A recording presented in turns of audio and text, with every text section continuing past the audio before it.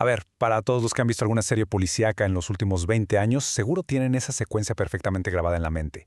Hay música de suspenso, el perito entra a la escena del crimen súper seguro de sí mismo, recoge un cabellito o una huella, lo mete en una máquina con luces de neón y en cuestión de segundos, ¡pum!, la pantalla parpadea en verde y dice coincidencia exacta 100%.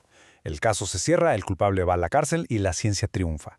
Pero bueno, la realidad de la ciencia pericial es francamente muchísimo más compleja y fascinante que esa ilusión perfecta de Hollywood. En este análisis vamos a desmantelar esa idea de la ciencia forense como algo mágico e infalible y vamos a entender cómo funcionan verdaderamente los estándares científicos en los tribunales del mundo real.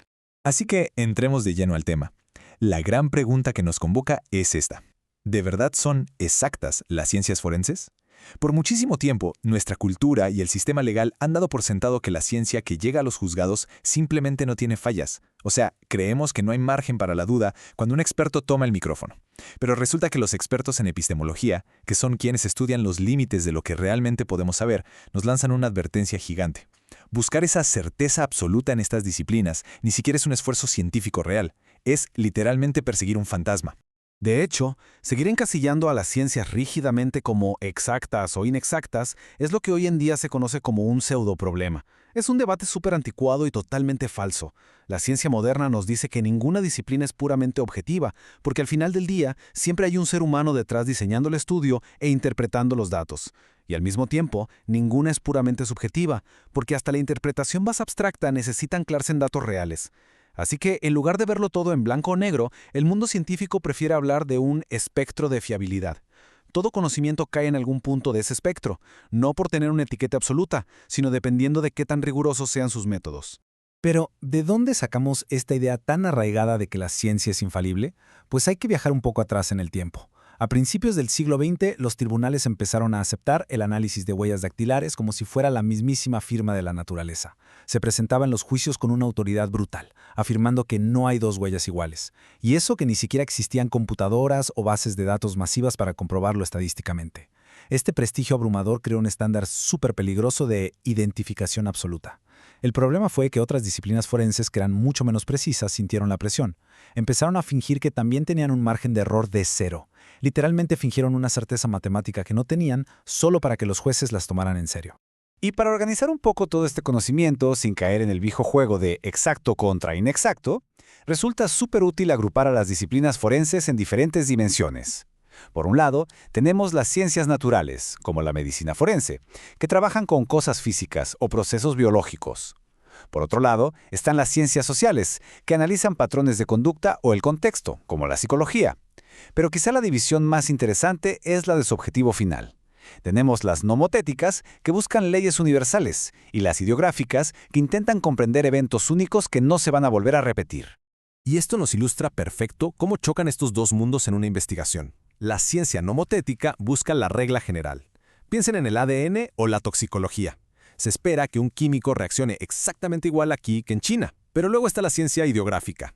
Esta requiere sumergirse en la historia y la lógica de un evento súper específico, algo que nunca va a pasar exactamente igual dos veces. El mensaje clave aquí es que analizar el comportamiento humano en una escena es tan científico como hacer un análisis de sangre, solo que juegan con reglas y metodologías distintas.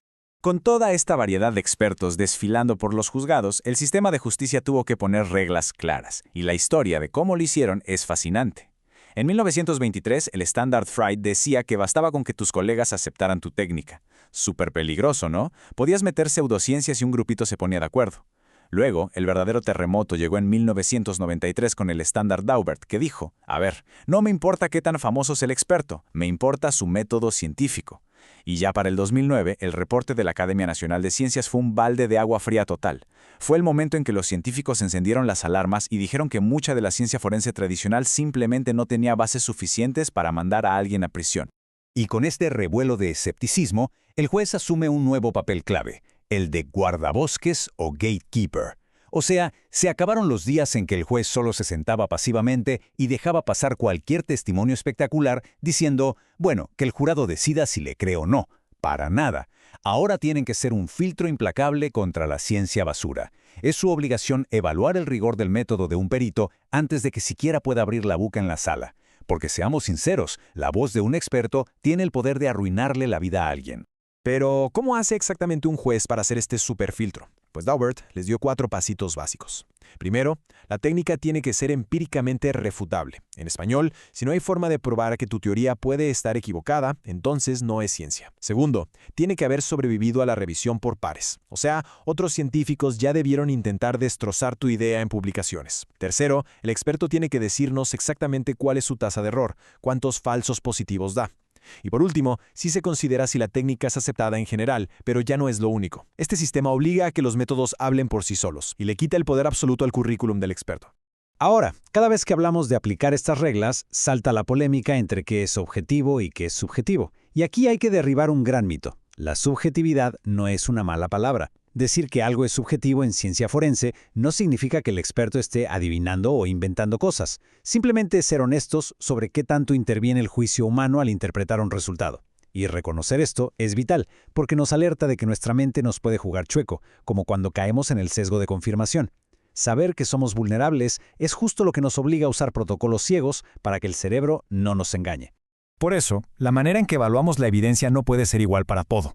Tienes la evaluación cuantitativa, que es pura estadística y genética, donde tienes que demostrar que si repites el experimento 100 veces te va a dar lo mismo. Pero luego tienes la evaluación cualitativa. Cosas como la antropología social no se miden con calculadoras, así que ahí el rigor se demuestra con muchísima transparencia. El experto cualitativo tiene que explicarte exactamente de dónde sacó sus ideas, cómo intentó probar que él mismo estaba equivocado y por qué diablos sus hallazgos son relevantes para el caso que estamos analizando. Pero ¿qué pasa cuando un analista dice al diablo con los protocolos y confía ciegamente en sí mismo? Pues comete lo que llamamos un salto de fe. Y ojo, que aquí es donde el sistema colapsa de forma trágica. Imagínense a un experto que ve 2 marquitas parecidas bajo el microscopio y en lugar de dar datos, su ego lo hace decir, es una coincidencia del 100%. Literalmente cruza un abismo de lógica basado solo en su vasta experiencia. Hacer estas afirmaciones categóricas, sin tener bases de datos que nos digan matemáticamente qué tan raras son esas coincidencias, es lo que nos ha metido en una crisis tremenda. ¿Y de qué tamaño han sido las consecuencias de estos saltos de fe? Híjole, la verdad es desoladora. Hay técnicas enteras que se han derrumbado. El análisis de marcas de mordeduras, por ejemplo, hoy sabemos que no tiene validez y da muchísimos falsos positivos. El comparar pelitos bajo el microscopio mandó a cientos de personas inocentes a la cárcel, hasta que el ADN llegó y demostró la verdad. Las marcas de zapatos o herramientas sufren porque no tenemos cómo calcular estadísticamente qué tan comunes son. E incluso analizar huellas dactilares, si no le quitas la información emocional al analista para que no se contamine, puede ser que vean coincidencias donde no las hay en lo absoluto. Y si creen que esto es una exageración de académicos quisquillosos, fíjense en esto. En 2016, el Consejo de Asesores Presidenciales sobre Ciencia y Tecnología en Estados Unidos soltó una bomba. No fueron abogados defensores, fueron los científicos top del país diciéndole al sistema legal, oigan, sus herramientas están rotas. Declararon oficialmente que mucha de la evidencia que usamos a diario para meter gente a prisión no tiene absolutamente ninguna validación seria. Cero. Fue un tremendo golpe de realidad que destruyó la imagen del experto que todo lo sabe. Así que, el punto crucial aquí es el cambio de paradigma monumental que estamos viviendo. Estábamos atrapados en la época del a mi leal saber y entender, donde básicamente le tenías que tener fe ciega a la intuición mágica de un experto. Pero el nuevo paradigma es el control intersubjetivo. Suena a palabra de diccionario, pero significa algo muy simple. Si tú hiciste un análisis, cualquier otro científico en el mundo tiene que poder revisar tus notas, seguir tus pasos y llegar a tu mismo resultado. Cero magia, cero secretos. Tienes que probar tus métodos y, sobre todo, decirnos exactamente dónde hay dudas.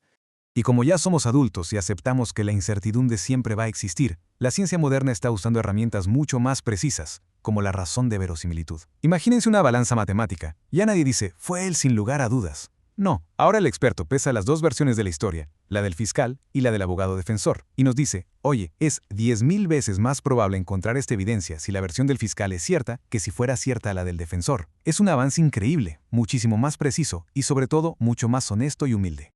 Toda esta sacudida cambia por completo lo que significa ser un perito hoy en día. El experto moderno tiene la misión de ser un buen informante. Ya no se vale hacerse el mago rodeado de misterio. Su trabajo no es ir a impresionar al juez con palabras domingueras e incomprensibles. Su trabajo es educar. Tiene que desmenuzar sus métodos y ser 100% transparente. Un buen experto hoy es el que te mira a los ojos, te explica cómo funciona su ciencia y con muchísima entereza te dice exactamente cuáles son sus limitaciones. Para cerrar este análisis, nos queda una reflexión que no podemos esquivar. Si ya nos quedó clarísimo que esa certeza de 100% es pura ficción de la tele, entonces, ¿cómo se ve la verdadera justicia en el mundo real? ¿Cómo logramos que el sistema sea justo sabiendo que todo el conocimiento humano está lleno de dudas y de grises? Curiosamente, la respuesta es que aceptar nuestras fallas no nos hace más débiles. Al contrario, soltar la ilusión de perfección nos obliga a ser 1000 veces más rigurosos, más transparentes y al final del día hace que nuestro sistema de justicia sea muchísimo más humano.